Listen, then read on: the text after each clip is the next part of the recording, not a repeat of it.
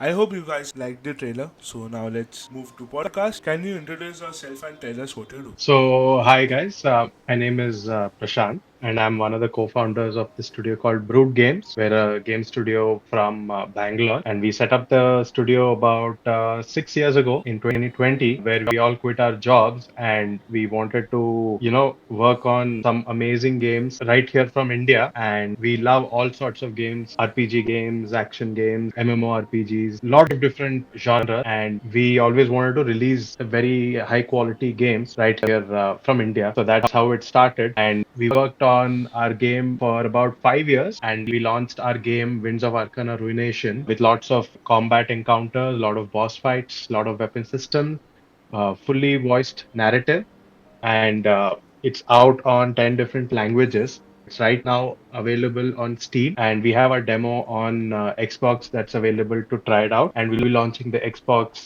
full game in July next month. How did your journey into game development begin? Right. So all of us, we have a passion for gaming. We've been gaming for, I don't know, like 20 plus years now, from the very early consoles to PC gaming, and then a lot of online gaming as well. And we enjoy, and we have a shared passion for it. And we all, like some of us were educated to be in the game industry. We did our professional diploma in game art and design, and that gave us a good foundation. And from there, we explored different jobs, we explored AR, VR, and finally we decided in 2020 that it's high time we need to work on games. There weren't a lot of companies back then that were working on some high quality premium games for PC and console. So we decided we'll take the plunge. We have some idea of game engines such as Unity and Unreal, and that's when we started work on our game. Spent about a year and a half building a prototype. Then we reached out to a lot of publishers, a lot of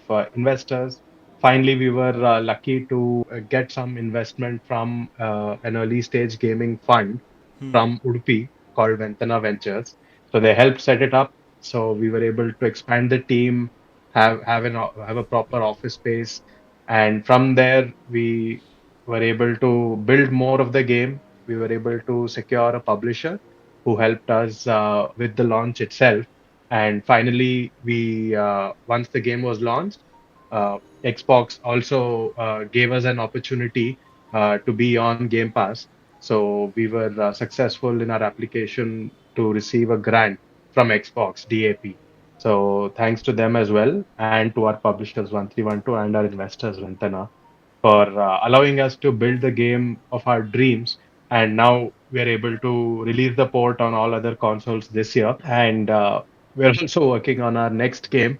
So more on that later once things and the time is right. How long have you been working on this game? So on our first game, we spent about 5 years. for the PC launch. And since then, it's about 7 months that we're working on the ports. So I think another 6 months we will spend on it. So everything combined, probably 6 years to launch this game. We're just happy with every person who buys and plays the game, and we hope they have a great experience. We have a lot of accessibility features like difficulty modes.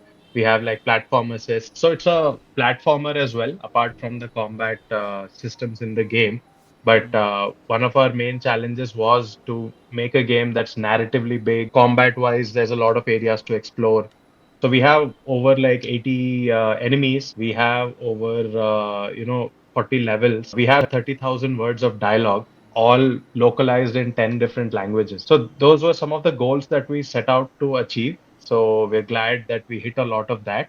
In terms of audience response, we got a lot of feedback once we launched, and we were able to fix as many issues as possible. And the game was stable within 1 month of launch. So now we are taking up the challenge of releasing on all different platforms. So at each step, I think there are different learning that we need to take, and that's basically the journey for us. We're just happy with everyone who plays arcade. Is there is any sequel of this game which is in development? Unfortunately, not. So it's an action game and it's very high on production costs. And the nature of the games market right now does not is not very supportive Okay. for games that are big budget, or at least for our small team. It's very expensive to make a game like this, and the market is very competitive right now. There are like more than 15,000 games that release every year. So That's only true. the top 1% make over $10,000. That is how brutally difficult it is in this market. So we cannot afford to spend another 3 to 5 years working on one game. There is simply no return on investment for a game like this. Which feature of the game are you most excited for players to try? I think it's a lot of the accessibility feature. I think that is something that we are really proud of.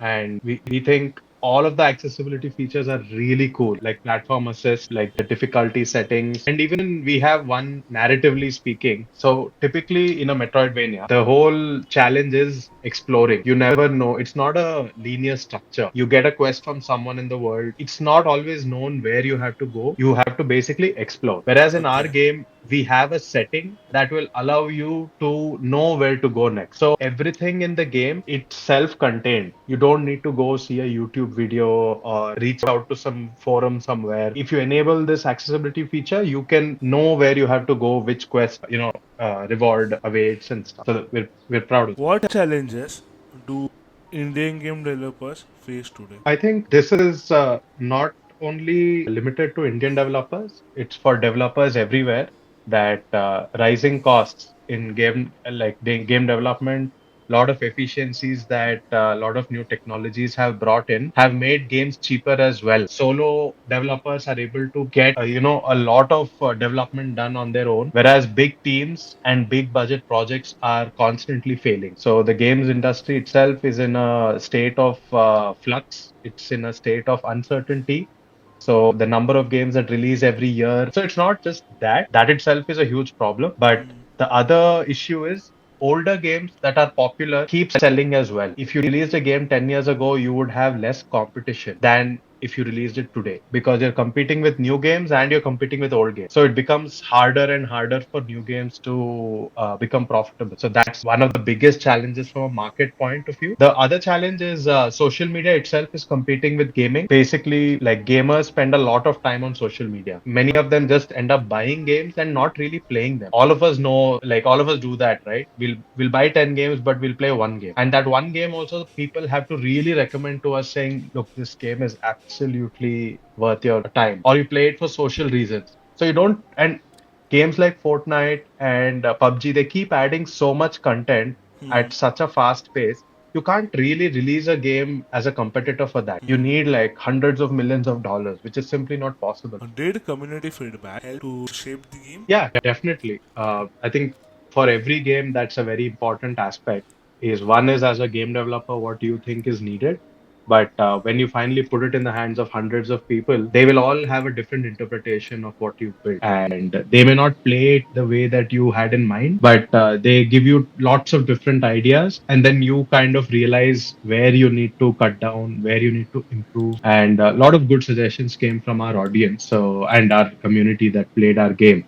So they played a huge part, and it was very important for them to do that. If you could work on any dream game, what would it be? I mean, I guess like Witcher 4, like that would be amazing. And I'm saying like whichever games are still in production. I'm sure GTA 6 would be like awesome as well. Then there's Fable. There's so many games. Star Citizen. All of these big budget games, which would be an amazing experience to work on for any game developer. What is your all-time favorite game? Witcher 3. Absolutely love that game. If you could live inside any game world, which one would it be? I think World of Warcraft. It's a MMORPG by Blizzard. One message for your fans and players. Yeah, just explore every corner of the world. There are secrets hidden everywhere. Make different choices, explore different play styles, and do try out our game. That's it for today. Thank you so much for coming to our podcast. I hope you guys enjoyed a lot. And don't forget to buy Winds of Arcane on Steam. It's also coming on Xbox on 6th of July. Do follow them on Instagram. Thank you. Thank you. Thank you so much.